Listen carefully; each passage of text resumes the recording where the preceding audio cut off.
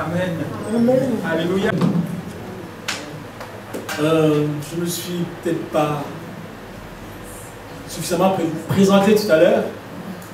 Je suis pasteur Jean-Émile, comme je l'ai dit, un vieil ami à votre pasteur, et à son épouse d'ailleurs. Et actuellement, je suis à Bussy-Saint-Georges. 77, c'est pas à la porte à côté. Et c'est la deuxième fois que je viens vous rendre visite. J'étais déjà là en novembre. Et voilà, je suis heureux d'être là dans votre présence. Je sais que le Seigneur est là. Parce que de toute manière, il est fidèle. Là où deux ou trois sont rassemblés en son nom, il est au milieu d'eux. Il est au milieu de nous ce matin. Et il nous appartient de lui faire toute la place dans nos cœurs, dans nos esprits, pour que nous puissions recevoir ce qu'il a en réserve pour chacun d'entre nous. Parce que je me dis, quand vous arrivez le matin dans ce lieu, le dimanche, vous dites peut-être, enfin, je ne vous dis pas, je vais vous dire au moins deux choses. La première, je viens rendre un culte à mon Dieu. Je viens le louer, je viens l'adorer, je viens le célébrer. Je viens recevoir de sa part ce qu'il a à me dire. Parce qu'il a toujours quelque chose à me dire. Et la troisième chose, qui est aussi non négligeable, c'est que je viens vivre un moment de communion fraternelle extraordinaire. Parce que nous sommes frères et sœurs. Vous savez, la communion fraternelle n'est pas quelque chose qu'on devrait mettre à part. Parce que la Bible nous dit que les disciples persévéraient aussi dans la communion fraternelle. Alléluia. Donc quand vous arrivez le matin dans ce lieu, dimanche, vous devez vous attendre à au moins ces trois choses-là. Parce qu'elles font partie intégrante de la vie de l'enfant de Dieu. Ce matin, le Seigneur a mis quelque chose dans mon cœur. Enfin, je lui dis depuis un moment et le titre de mon message, je vous le dis, c'est à l'heure du choix. C'est pas ça. À l'heure du choix, choisis la bonne part. À l'heure du choix, choisis la bonne part. Est-ce qu'il vous arrive de faire des choix? Vous arrivez à faire des choix? Eh bien, je vais vous dire une chose. Vous faites tout le temps des choix. Vous avez fait le choix de vous lever ce matin pour venir dans la maison du Seigneur. Ça, c'était votre choix. Il y en a qui se sont levés le matin, qui se sont tournés, retournés, qui ont regardé la montre, qui se sont dit « Oh, je vais me lever dans 10 minutes. » Un quart d'heure plus tard, ils étaient encore au lit. Et une demi-heure après, ils disent « Oh, c'est déjà trop tard, je ne vais pas le dimanche prochain. » On est tout le temps en train de faire des choix. Ça n'a pas l'air comme ça, mais notre vie est une succession de choix. Vous savez? Donc, à l'heure du choix, choisis la meilleure part. En réalité, ça veut dire, en tout temps, choisissons la meilleure part. Alléluia. Je vous invite, si vous avez votre Bible, à l'ouvrir dans l'évangile de Luc, le chapitre 10.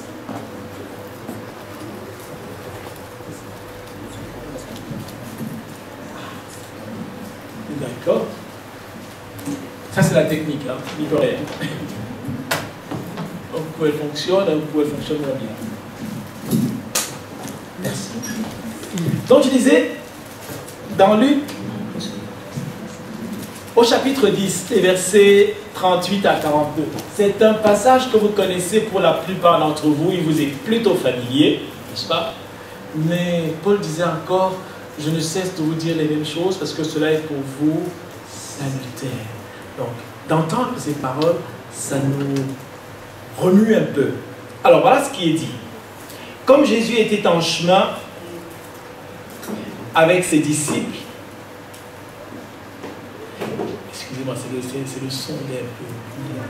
Comme Jésus était en chemin avec ses disciples, il entra dans un village et une femme du nom de Marthe l'accueillit dans sa maison. Elle avait une sœur appelée Marie qui s'assit au pied de Jésus et écoutait ce qu'il disait. Marthe était affairée aux nombreuses tâches du service.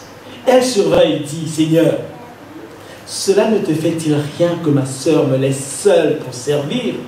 Dis-lui donc de venir m'aider. » Jésus lui répondit, « Marthe, Marthe, tu t'inquiètes et tu t'agites pour beaucoup de choses. Mais une seule est nécessaire. Marie a choisi la bonne part. En réalité, on peut aussi traduire la meilleure part. Et elle ne lui sera pas enlevée. Amen. On va prier. Notre Dieu, notre Roi, nous te bénissons parce que ta parole est la lampe qui éclaire notre chemin. Ta parole, Seigneur, quand nous la serrons dans nos cœurs, c'est elle qui nous conduit dans la sainteté, dans la pureté, afin de ne pas pécher contre toi. Ta parole, Seigneur, lorsque nous la mettons en pratique, c'est elle qui nous rend agréable à tes yeux. Oh Seigneur, merci pour cette parole. Parle-nous, Seigneur, que ton Esprit Saint fasse son œuvre dans nos cœurs maintenant, dans le puissant nom de Jésus. Amen. Alors, c'est quoi? Parce que, comme Jésus était en chemin, on commence ce passage, qu'est-ce qui se passe avant? Il était en chemin, pourquoi il était en chemin? Vous savez, dans le chapitre 9, Jésus est en route pour Jérusalem. Le chapitre 9 de cet évangile nous apprend que Jésus est en route pour Jérusalem. Et en chemin, il désigne 70 nouveaux disciples. Et il les envoie dans les villages où il passera. Il leur dit, allez prêcher la parole, annoncer l'évangile, dites que le royaume de Dieu s'est approché de vous. Il leur dit, guérissez les malades, ressuscitez les morts, etc. Alors, ils s'en vont, avec les 12, ça fait 72 personnes, et ils reviennent.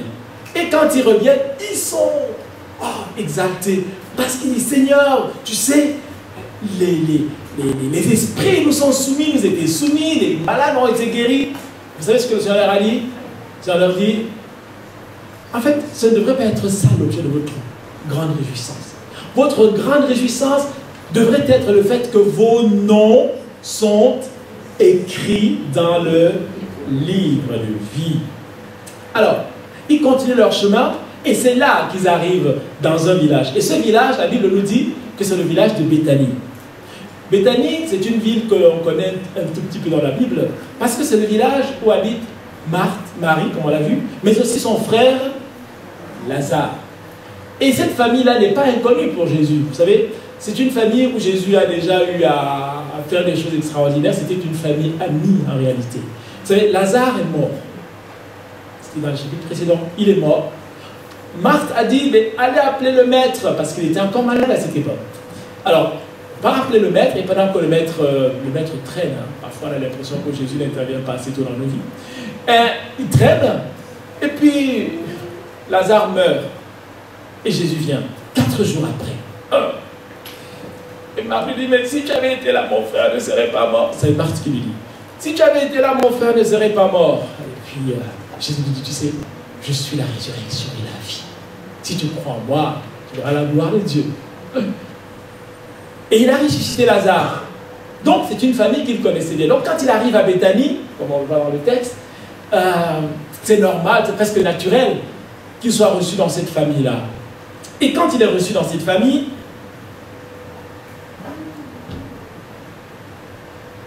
Marthe, qu'est-ce qu'elle fait? En fait, Marthe était une femme qui savait recevoir. Quand on regarde, c'est une femme qui savait recevoir. Elle avait l'art, comme la plupart des femmes antillaises, elles savent recevoir. Elle fait de la cuisine, etc. C'est pas que les autres ne savent pas. Etc. Elle s'affairait à bien faire pour que Jésus soit à l'aise chez elle. Est-ce que c'est naturel ça? C'est normal? Ben oui, c'est tout à fait normal. Quand vous recevez un invité de marque, vous voulez le mettre à l'aise. Surtout quand c'est un ami comme Jésus qui a ressuscité votre frère. Donc, elle s'affaire, cette Marthe. Et vous comprenez que quand vous avez 60, parce que c'était quand même 72, hein, au minimum. Quand vous avez une centaine de personnes à recevoir comme ça chez vous, il y a du boulot. Alors, pendant qu'elle travaille, sa sœur Marie, qui est censée l'aider en fait, parce qu'elles sont deux dans cette maison, elle est censée participer, n'est-ce pas, à cette tâche-là pour accueillir ces invités, ces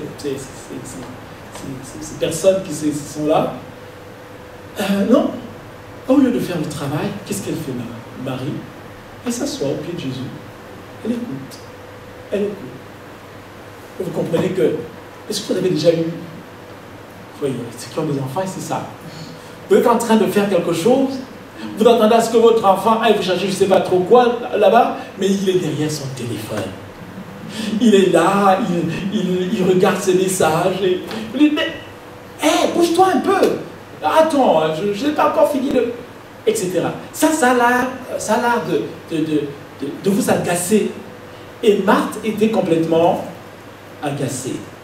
Elle était vraiment agacée. Au point où elle va voir Jésus et lui dit, mais Jésus, est-ce que tu n'es pas dérangé de voir Marie en train de faire ce qu'elle fait là? Elle devrait être en train de m'aider pour vous recevoir, pour mettre la table, pour préparer les plats. Est-ce que c'est naturel? Est-ce que c'est normal? Est-ce que vous pensez que la remarque de Marthe dans ces circonstances-là est normale? Il n'y a pas de piège, hein? Moi, je crois que c'est normal. C'est normal, humainement parlant, c'est normal. Quand vous attendez à ce que quelqu'un vous aide, vous êtes en train de travailler, ça paraît complètement normal. Alors, elle est tellement agacée qu'elle va voir Jésus et lui dit, écoute, Seigneur Jésus intervient parce que c'est pas juste ce que fait Marie. Il faut qu'elle vienne m'aider. C'est pas juste. Je bosse toute seule là. Et là, c'est la surprise. Parce qu'on se serait attendu à ce que Jésus dise, écoute Marie, ta soeur elle a quand même raison. S'il te plaît, va lui donner un coup de main. Il y a plein de monde à recevoir. Non, non, non. Jésus lui dit, Marthe, tu es à côté de la plaque. Il dit, Marthe, tu es à côté de la plaque. En réalité, tu passes à côté de l'essentiel.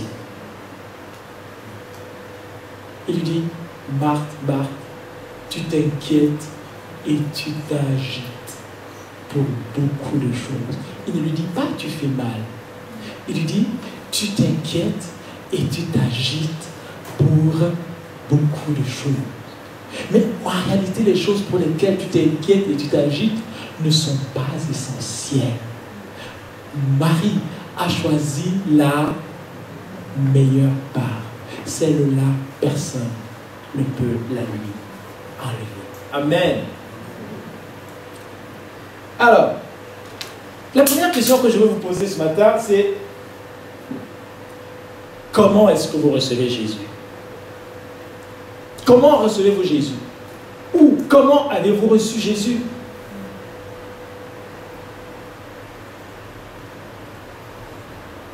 Comment est-ce que Marthe a reçu Jésus? Elle a reçu Jésus comme un invité de marque. Elle l'a installé dans son salon, enfin, l'équivalent de l'époque, et elle a voulu le mettre à l'aise. Est-ce que ce n'est pas un peu de cette manière-là que nous aussi nous recevons Jésus de temps en temps? On le met au salon de nos vies et on veut le mettre à l'aise. Comment veut-on le mettre à l'aise? En faisant des tas de choses. Je suis à l'église tous les dimanches, je participe à X et Y, je chante à la chorale, etc. Et on fait des tas de choses pour que Jésus soit bien, pour qu'il soit fier, qu'il soit content de nous, qu'il soit à l'aise.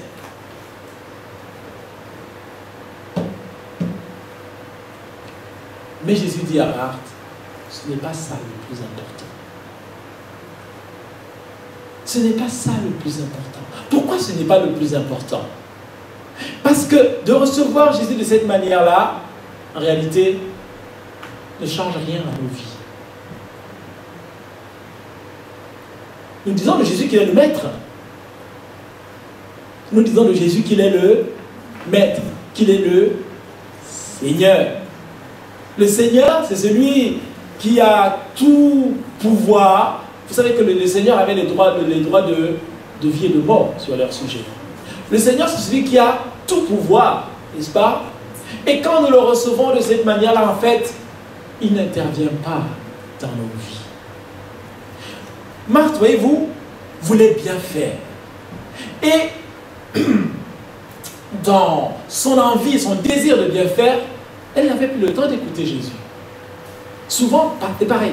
Nous voulons bien faire. Nous faisons des tas de choses. Nos intentions sont bonnes. Mais est-ce qu'on écoute Jésus dans ce que nous faisons? Ou bien nous faisons ce que nous faisons parce que nous avons l'habitude de le faire comme ça. C'est comme ça que l'on fait d'habitude. Et on n'écoute plus Jésus. On n'écoute plus le maître. Marthe faisait ce qu'elle sait faire en tant que maîtresse de maison. Jésus était là. Il apportait un enseignement, mais elle n'avait pas le temps de l'écouter. Vous savez, parfois nous sommes pris par le tourbillon de la vie. L'école, la maison, le mari, la femme, les enfants, etc., etc. Nous nous levons le matin, nous faisons notre prière rapidement. Nous disons merci Seigneur pour cette journée que tu nous as donnée, que tu m'as donnée. Et merci, on se revoit ce soir. Et on fait tout ce qu'on a fait. On revient le soir, on dit Seigneur, ça a été une belle journée, merci parce que tu m'as béni, tu m'as conduit en toutes choses. Mais est-ce qu'on a pris le temps d'écouter le Seigneur? Est-ce qu'on a pris le temps d'avoir l'instruction qui vient de lui? Parce qu'il avait peut-être des choses particulières à te dire pour cette journée-là. Mais on n'a pas pris le temps. On fait comme on fait d'habitude. Marthe, Marthe, tu t'inquiètes et tu t'agites pour beaucoup de choses. Et nos vies sont pleines d'inquiétude. Nos vies sont pleines d'inquiétude. Ce qui fait que nous n'avons pas le temps d'écouter le Seigneur Jésus.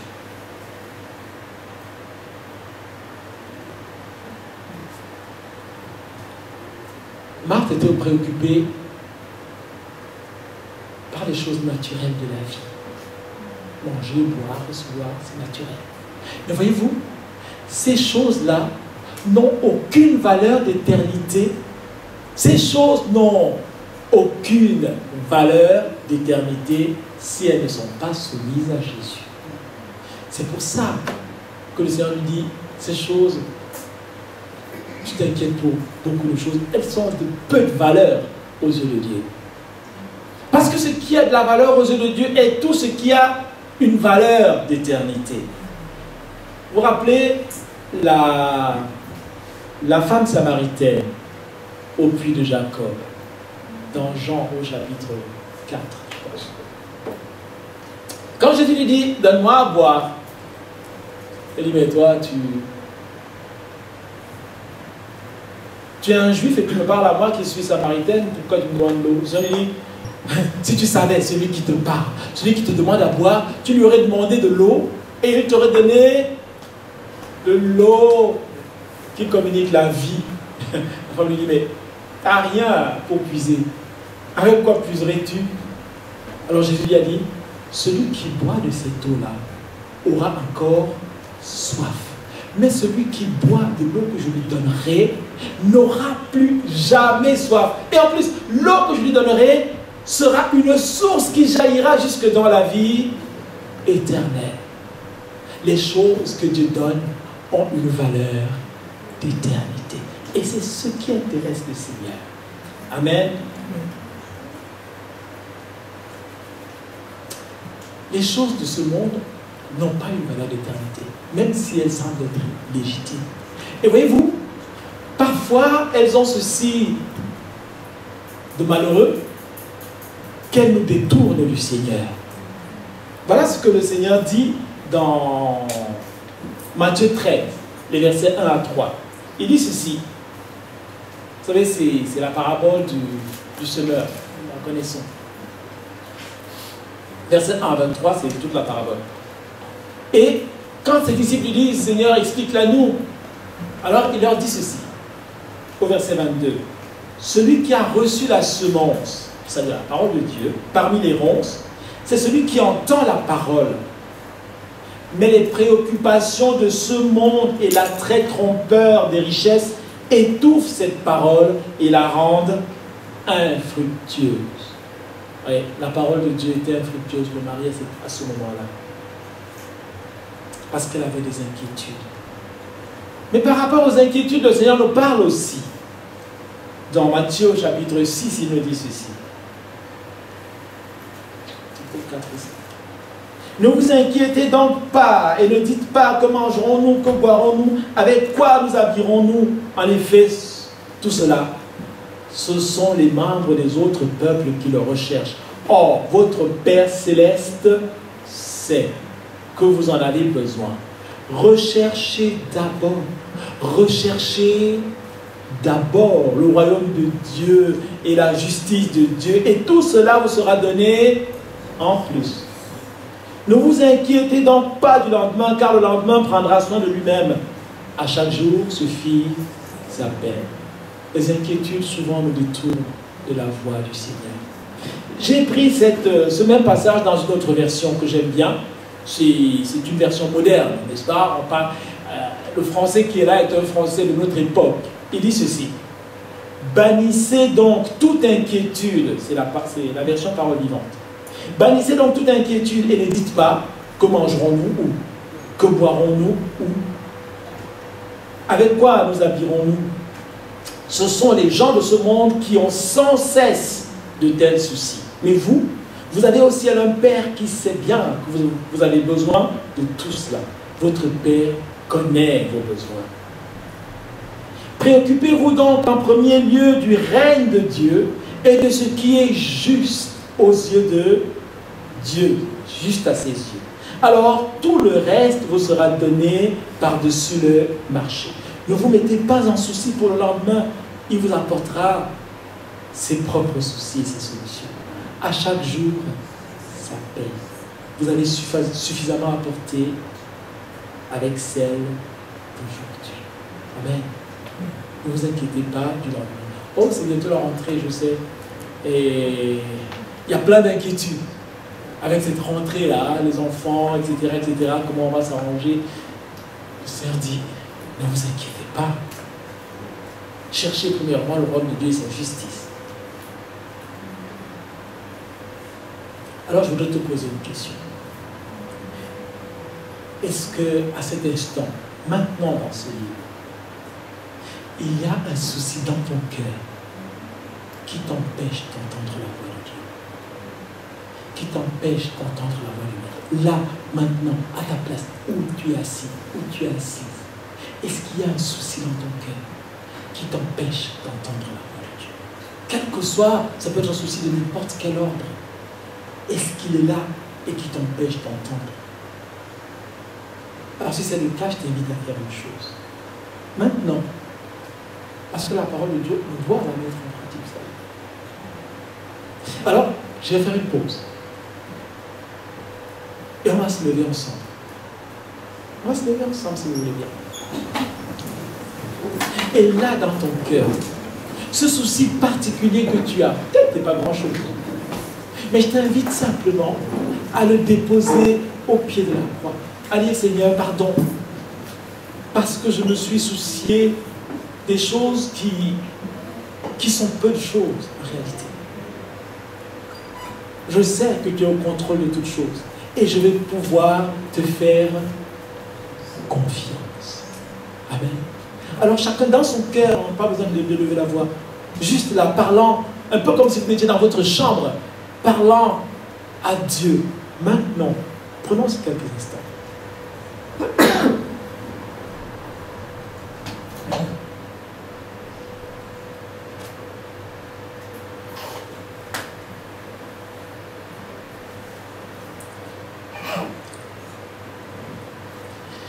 Merci Seigneur parce que tu entends les cœurs.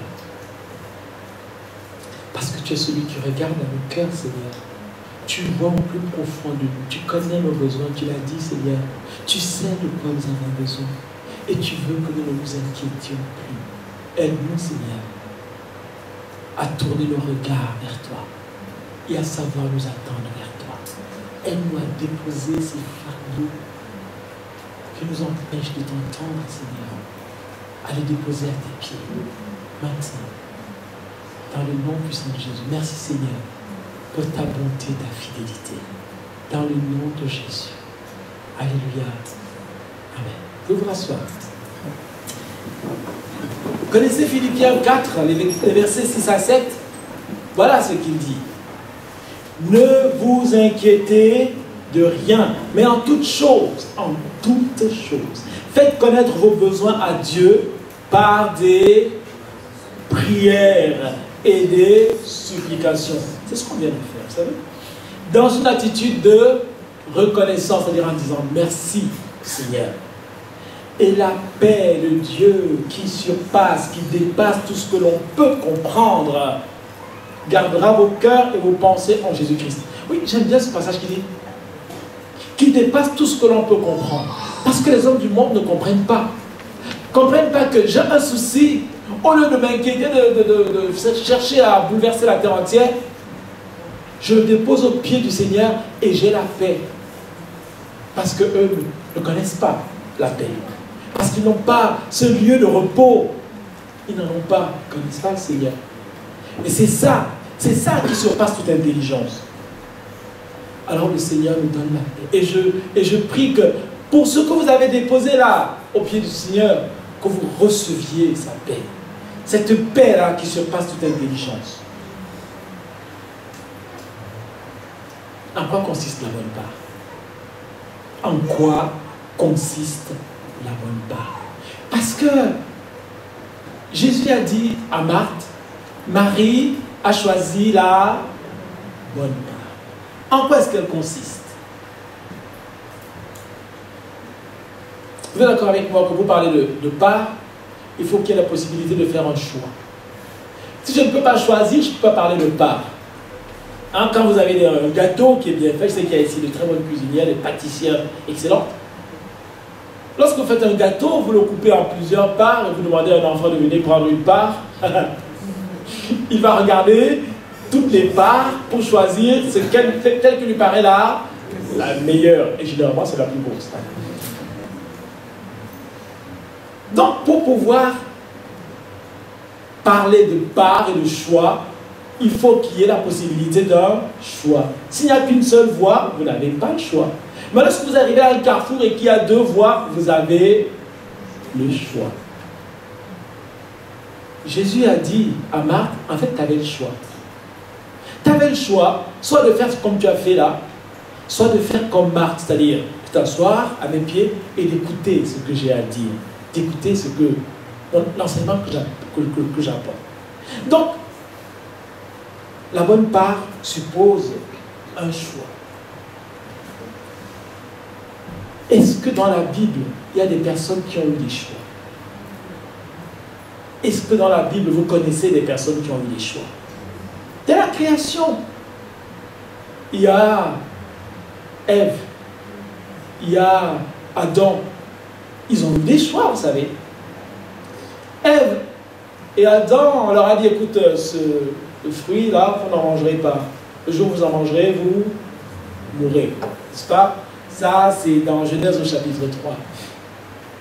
Et le serpent vient, il dit à Ève, écoute, le Seigneur sait que... En fait, il ne t'aime pas, le Seigneur. C'est ce qu'il dit. Parce que s'il t'aimait, il t'aurait laissé prendre ce fruit-là pour que tu aies toute la connaissance. Tu serais comme Dieu, voyons. Et elle regarde, elle a le choix de dire, en fait, elle a dit, elle a dit, mais le Seigneur a dit, tu n'en mangeras, que nous ne mangerions pas ce fruit. Mais non, tu peux le manger. Elle avait le choix d'obéir à son Seigneur ou de ne pas obéir à son Seigneur. Elle a choisi de désobéir. Adam aussi avait un choix. Quand sa femme lui dit, tiens, voilà le fruit, est-ce que tu veux bien le manger avec moi? Elle aurait pu lui dire, mais tu as oublié ce que le Seigneur a dit? Non, il a écouté sa femme et il a mangé. On a toujours un choix. Et chaque choix que nous faisons a ses conséquences. À chaque jour suffit sa peine, me dit la parole de Dieu. Mais il n'y a pas que lui qui avait un choix. Vous connaissez des tas d'autres passages dans la Bible. Deutéronome 30, je vous donne quelques références. Deutéronome 30, 14 à 17. Josué 1, 8 à 9. Qu'est-ce qu'il dit Josué? Vous savez que ce livre de la loi ne s'éloigne pas. Médite-le jour et nuit afin que tu réussisses dans tout ce que tu entreprendras. Vous connaissez Samuel 15, verset 22, n'est-ce pas? C'est l'histoire de Saül à qui le Seigneur dit, écoute, va, tue les Amalécites, tue-les tous, tue-les tous. Je ne veux plus les voir. Qu'est-ce qu'il fait, Saül? Il va, il en tue une partie, il garde les brebis, il ne tue même pas le roi. Mais qu'est-ce que tu as fait? Oh, j'avais gardé les brebis pour faire un meilleur sacrifice. Oh Seigneur, mais non. Et ça, on a dit, écoute, moi, mon plaisir, ce n'est pas dans les sacrifices que tu fais. Mon plaisir, c'est dans l'obéissance à ma parole. Les sacrifices, c'est bien, mais ce n'est pas ce qui fait le plaisir du Seigneur. Quand le Seigneur t'a dit une chose, elle doit être faite comme il l'a dit. Pas comme tu penses. Le psaume 1, moi j'aime bien le psaume 1, les versets 1 à 2, n'est-ce pas? Il commence par un mot magnifique, heureux. Heureux l'homme qui ne marche pas selon le conseil des méchants, n'est-ce pas? Mais qui prend son plaisir dans la parole de Dieu, n'est-ce pas? Et le psaume 119, vous le connaissez aussi. les versets 9. Comment le jeune, il y a beaucoup de jeunes ici, comment le jeune homme rendra-t-il pur son sentier?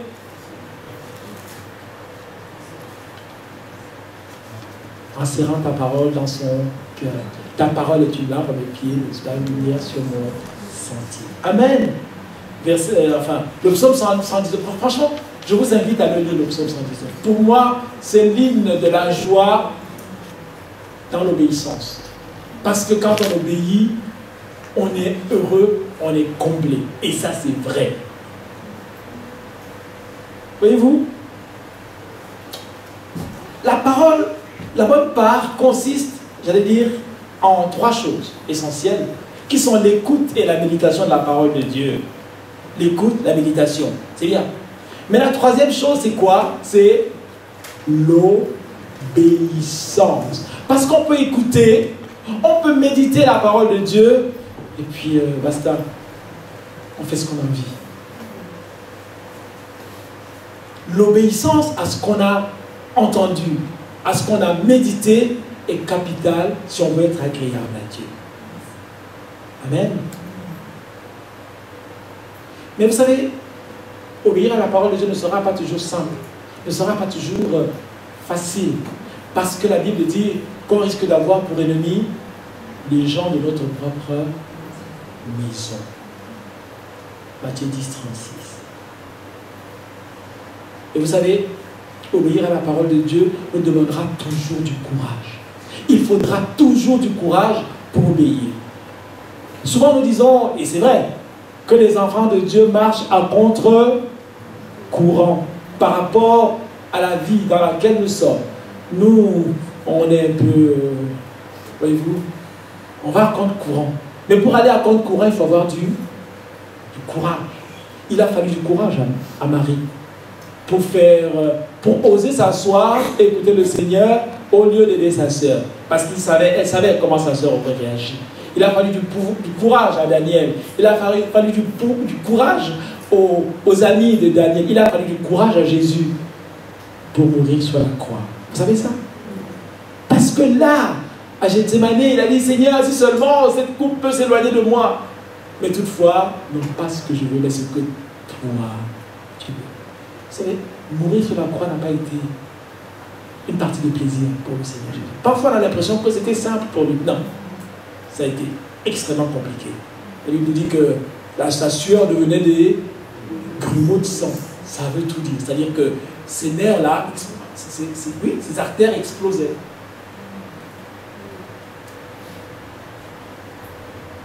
Choisir la meilleure part, choisir la meilleure part, c'est laisser la parole de Dieu nous transformer. Parce que si, comme je l'ai dit, on lit la parole de Dieu et qu'elle ne produit rien en nous, il y a un problème. Parce que voyez-vous, la parole de Dieu, elle est là pour former en nous la personne de Jésus-Christ. Jésus veut, quand nous l'écoutons, quand nous lui obéissons, que nous soyons transformés progressivement à son image. Si j'écoute la parole de Dieu, je la médite, et qu'elle ne me transforme pas à l'image de Jésus-Christ, il y a un souci. Je ne suis pas en train de choisir la meilleure part. Voyez-vous, ce qui fait ce travail de transformation en nous, c'est le Saint-Esprit. Et là, je vais toucher un point sensible. Si le Saint-Esprit est en nous, ça se voit. Si le Saint-Esprit fait son œuvre en nous, ça se voit. Vous connaissez tous les arbres fruitiers, n'est-ce pas? Quand un arbre porte du fruit, est-ce que vous le voyez? Est-ce que vous voyez quand un arbre porte du fruit? Ben oui, nous sommes des arbres dans lesquels, normalement, circule la sève du Saint-Esprit. Et cette sève produit en nous du fruit. Et vous savez, quand un arbre porte du fruit, est-ce qu'il le porte pour lui-même? Est-ce qu'un arbre porte du fruit pour lui-même? Bon, si je peux parler de manguiers ici. Vous connaissez des manguiers ou des avocatiers? Quand un manguier est plein de mangues, est-ce que les mangues sont pour le manguier? Est-ce que les avocats sont pour les avocatiers? Est-ce que les pommes sont pour le pommier? Non. Le fruit est toujours pour les autres. Et l'œuvre du Saint-Esprit est de nous donner de porter le fruit du Saint-Esprit. Et ce fruit-là est visible par les autres. Si les autres ne voient pas le fruit du Saint-Esprit en moi, j'ai beau dire que je suis un TTS très très spirituel, tout ce que l'on veut, n'est-ce pas? Ça ne sert à rien, c'est du blabla. Il faut que la transformation du Saint-Esprit, que produit le Saint-Esprit dans ma vie, soit visible de tous. Parce que c'est pour eux. Christ n'est pas venu pour lui, vous savez, il n'en avait pas besoin. Il est venu pour nous. Donc quand je porte du fruit, il faut que ça se voit dans l'église. Soyez des modèles, dira Paul à Timothée. Soyez un modèle. Un modèle en quoi? Je vais donner ici. Le fruit du Saint-Esprit, tiens. Le fruit du Saint-Esprit, c'est l'amour, c'est la joie, c'est la paix. C'est la paix, c'est la patience, la bonté, la bienveillance. Vous savez ce que c'est que la bienveillance? La bienveillance, c'est la seconde chance. Oh, ton frère a foiré. Par exemple, tu as donné rendez-vous à ton frère ou à ta soeur qui doit arriver à 9h et qui arrive à 9h15.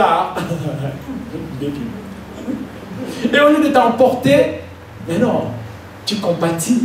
Peut-être qu'il y a eu un problème à la maison, peut-être que.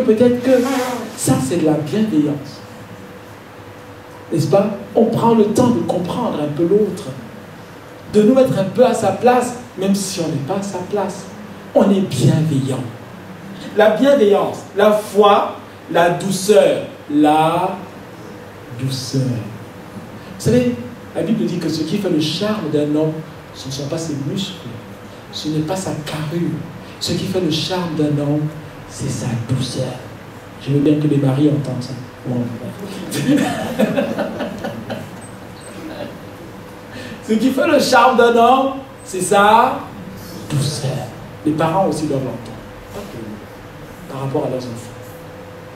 Et puis, la maîtrise de soi. J'ai pris une autre version, telle que j'aime bien, Parole vivante. Elle dit ceci. Car l'Esprit de Dieu produit bien autre chose. Le fruit de l'Esprit, c'est l'amour, la paix, la joie, la patience, le bon caractère. C'est cela bien dit. Le bon caractère. Le bon caractère. Est-ce qu'on connaît ton bon caractère? Non, bref. Tu peux y répondre tout seul. Hein? L'amabilité, la serviabilité, la bonté, la générosité, la fidélité, la confiance dans les autres. Ça, c'est la traduction dans un langage moderne. Hein? La douceur, la modestie, l'humilité, l'aptitude à céder et à s'adapter. N'est-ce pas? Ne pas être rigide comme des... Je vais dire... comme du fer. La tempérance, c'est-à-dire une partie de maîtrise de soi. La chasteté, la maîtrise de soi. Mes amis, le fruit du Saint-Esprit doit être visible dans nos vies. Ces choses-là doivent être visibles dans ma vie et dans chacune de tous ceux qui se réclament de Jésus-Christ. Sinon, il y a un problème. Et ce problème, on doit l'amener au pied de la croix et dire, Seigneur, voilà, j'arrive pas à ça, s'il te plaît, au secours. Et le Seigneur, si on le dit d'un cœur sincère, il entend, il répond et il nous rend capable. Alléluia. Choisir l'esprit, non, choisir la bonne part, c'est laisser le Saint-Esprit diriger nos vies. C'est ce que n'a pas fait Marthe, vous savez. Elle n'a pas laissé le Saint-Esprit diriger sa vie. Elle a fait comme elle avait l'habitude de faire. Elle a fait selon ce qu'elle savait, peut-être ce qu'elle a appris de ses parents. C'est pas mauvais, mais ce n'est pas le Saint-Esprit. Choisir la bonne part, c'est laisser le Saint-Esprit diriger nos vies. Diapo 9. La Bible dit, si nous vivons par l'Esprit, laissons-nous aussi conduire par l'Esprit. Et la version Parole vivante dit ceci. Puisque l'Esprit est la source de notre vie, laissons-nous aussi conduire par lui, suivons ses indications et agissons selon ce que je désire. Agissons selon ce qu'il désire, comme il le désire. C'est-à-dire que notre vie, elle aussi, soit spirituelle.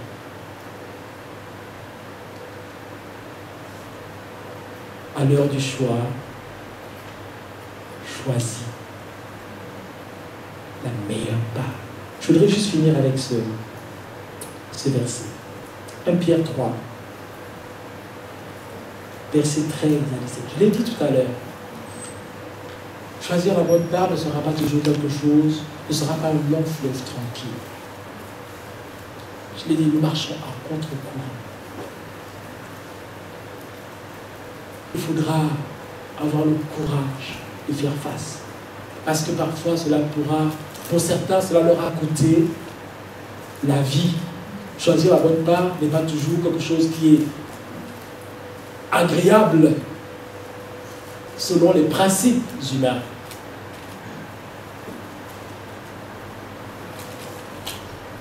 Alors, dans la version Darby, j'ai pris la version Darby ici.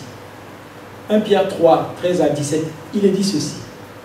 Et qui est-ce qui vous fera du mal si vous êtes devenus les imitateurs de celui qui est bon? C'est ça. Imitateurs de celui qui est bon. Mais si même vous souffrez pour la justice, vous êtes bien heureux. Et ne craignez pas que... Non. Et ne craignez pas leur crainte. Et ne soyez pas troublés, mais sanctifiez le Seigneur, le Christ dans vos cœurs. J'aime bien cette tournure. Ne craignez pas leur crainte. C'est-à-dire que le monde a des craintes et essaye de nous entraîner dans les mêmes craintes.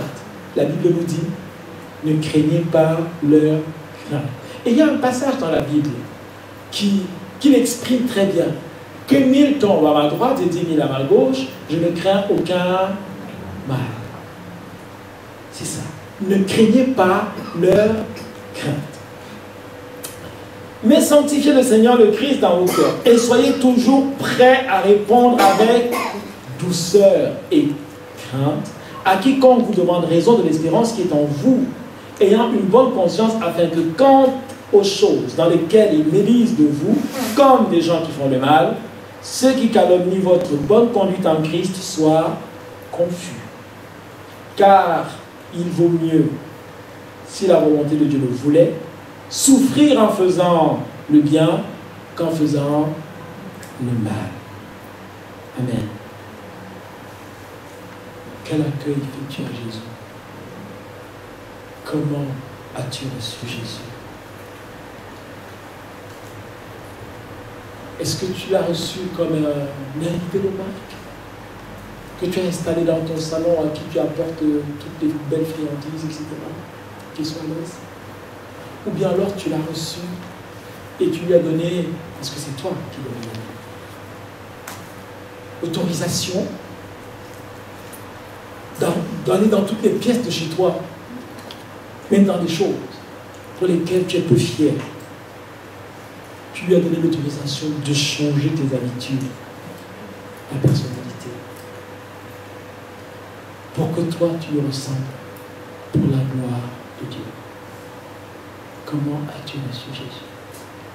Est-ce qu'en recevant Jésus, tu as choisi la bonne part? Je vous demande de vous lever à votre place, s'il vous plaît.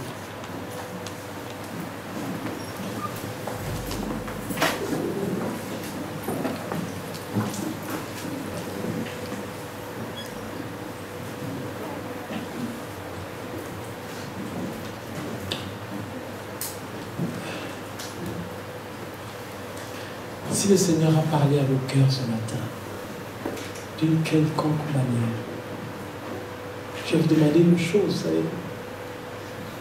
Marthe n'a pas eu peur, j'ai dit, ça doit du courage de choisir la bonne part. Je vais vous demander une chose simple. C'est juste de lever votre main là où vous êtes pour dire oui,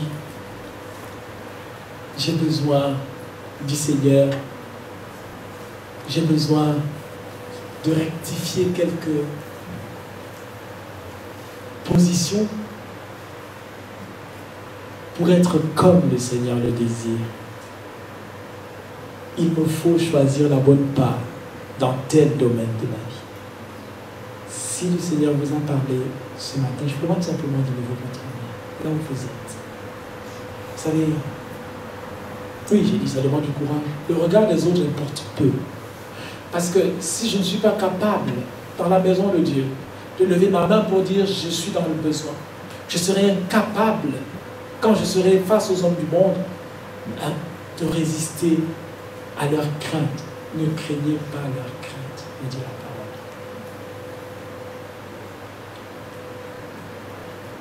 Seigneur, vois nos cœurs. Et voici ce qu'il dit.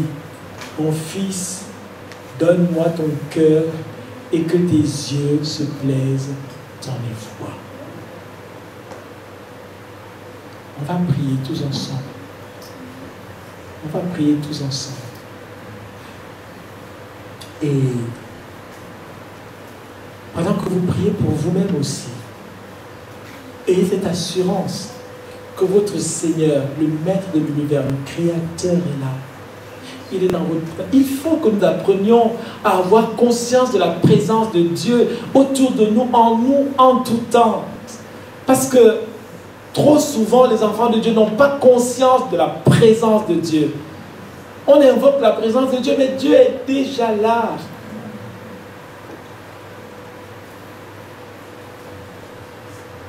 Et pendant que nous élevons nos voix pour dire au Seigneur ces choses, prenons conscience qu'il est là, qu'il entend, qu'il écoute. Et qu'il pose sa main sur nous, sa main bienveillante, parce que notre Dieu est bienveillant.